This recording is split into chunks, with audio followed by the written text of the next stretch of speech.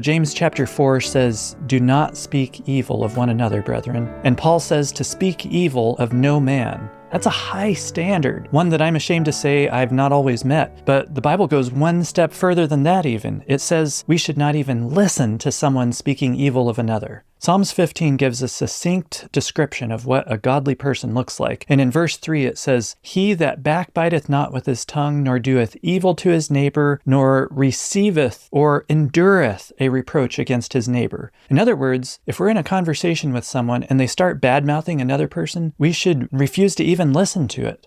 That's tough. But just imagine what the effect would be in our church if any time someone started tearing down another, everyone refused to listen to it. And what if instead we replied with something positive about that person?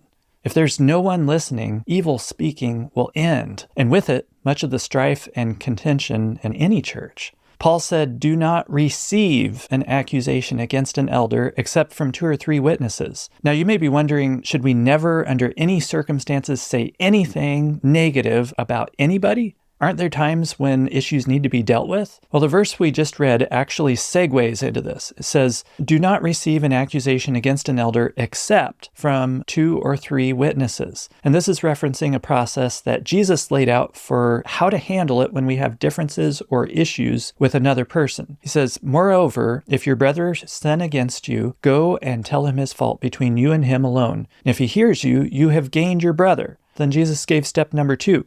"But if he will not hear, take with you 1 or 2 more, that by the mouth of 2 or 3 witnesses every word may be established."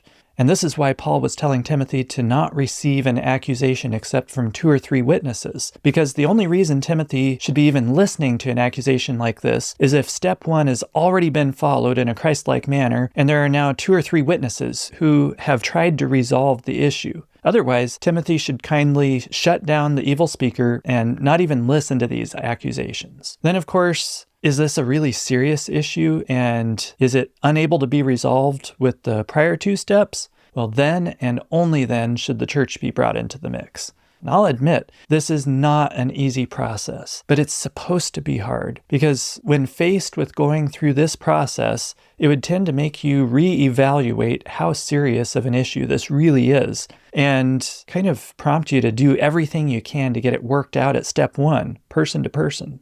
Now, we've been talking about private issues between individuals, but there are times when wrongs are committed in a public manner and when someone's actions are positively harmful to people and they just need to be called out.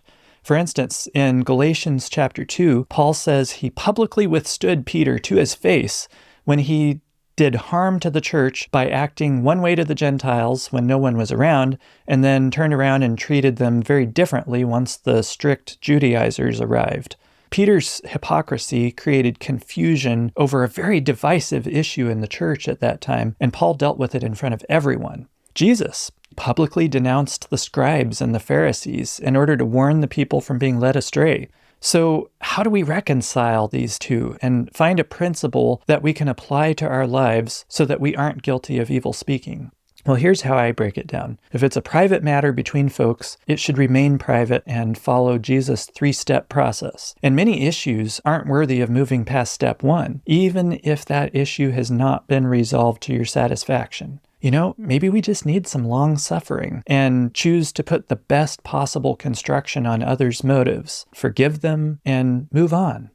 If the church or people are being positively harmed by someone's positions or actions, you may have to do as Paul and Moses and Jesus did and publicly warn the folks who are in danger. But it would certainly be wise to get godly counsel before doing so. And any public warning should be motivated by love and carried out with compassion.